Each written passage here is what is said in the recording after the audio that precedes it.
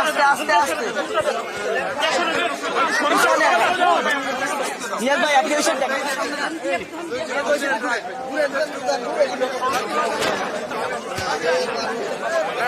আস্তে আস্তে আস্তে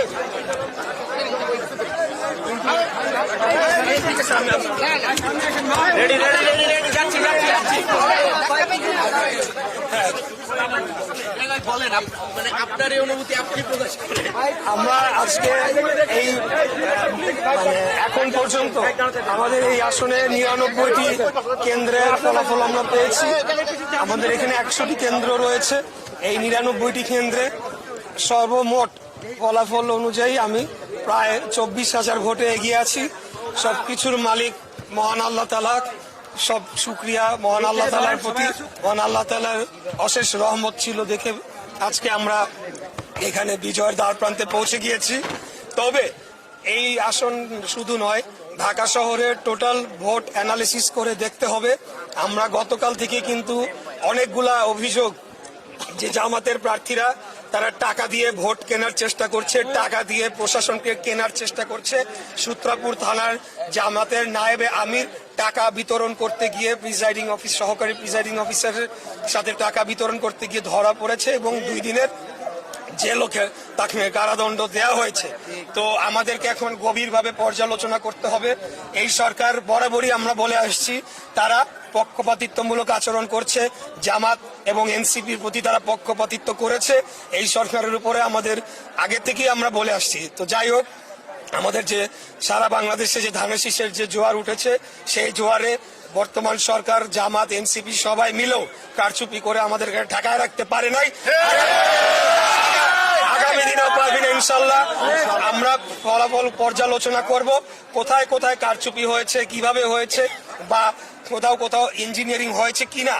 যদি হয়ে থাকে সেটা যাতে ভবিষ্যতে না হয়, আর যদি না হয়ে থাকে তাহলে তো আলহামদুলিল্লাহ। এটি ভোটার প্রায় 3 লাখ ছিল, কিন্তু সেই তুলনায় টার্নওভার কিন্তু অনেক কম। মানে এটার কারণটা কি মনে করেন?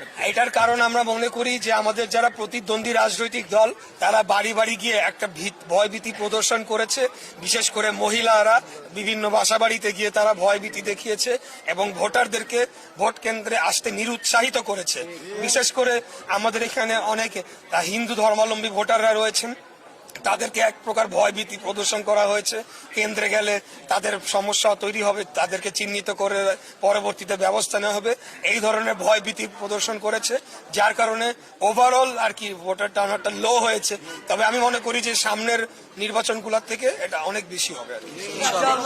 সংসদ সদস্য প্রায় নির্বাচিত হয়েই গেছে। যদি বলি প্রথম টার্গেটটা কি থাকবে আপনি আর এই এলাকা? আমি শুরু থেকে বলে আসছি, আমাদের এই অঞ্চলের সবচেয়ে বড় সমস্যা গ্যাসের সংকট, তীব্র গ্যাসের সংকট। এটাকে আমি অন্তত আমাদের এই এলাকায় 1 নম্বর প্রায়োরিটিতে রেখেছি। দ্রুততম সময়ে গ্যাসের সংকট এবং ওভারঅল আমাদের যে জ্বালানি সংকট রয়েছে দেশে, সেটিকে নিরসনের জন্য আমরা কাজ করব। এটা আমাদের 1 নম্বর প্রায়োরিটি। বিজয় মিছিল হচ্ছে না, মানে কোনো কারণে আপনি বন্ধ রাখবেন নাকি আগামীকাল করবেন? মানে আমাদের যারা সর্বস্তরের নেতা কর্মীরা গত 2 দিন তারা ঘুমাতে পারে নাই, তারা নিরলস পরিশ্রম করেছে, তারা ভোট কেন্দ্র পর্যবেক্ষণ করেছে, সারাদিন ভোট কন্ডাক্ট করেছে এবং বিভিন্ন জায়গায় আমাদেরকে প্রতিকূল অবস্থার মুখোমুখিও হতে হয়েছে। বিশেষ করে আমরা লক্ষ্য করেছি আজকে যারা প্রশাসনের দায়িত্বে ছিল তার বড় একটা অংশ এবং সর্বপ্রকার আইন শৃঙ্খলা রক্ষাকারী বাহিনী এবং নিরাপত্তা বাহিনীর সদস্যরা বিভিন্ন জায়গায় জামাতের নেতা কর্মীদের পক্ষ অবলম্বন করেছিল, যার কারণে আমাদের নেতা কর্মীরা অত্যন্ত টায়ার্ড, তারা অনেক পরিশ্রম করেছে। তাই আজকে এখন তারা বিশ্রাম নিবে, কালকের থেকে আমাদের বিজয় মিছিল শুরু হবে।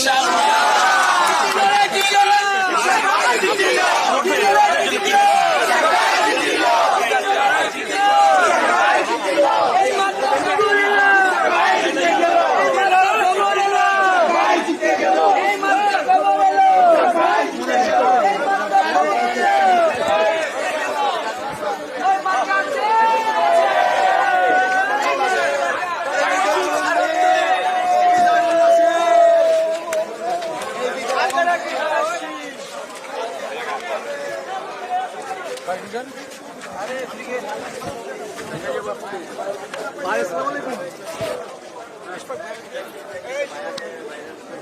কষ্ট